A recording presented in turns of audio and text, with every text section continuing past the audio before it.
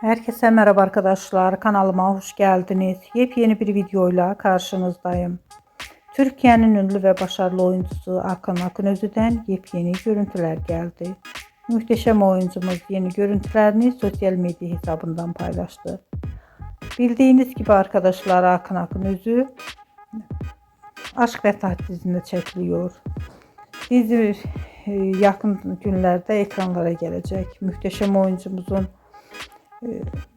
yeni görüntülerini, karelerini görmek istiyorsanız da kanalımı izlemeyi ve bildirim butonuna basmayı unutmayın. Şimdilik benden bu kadar olsun arkadaşlar. Yeni videomuzda görüşmek üzere.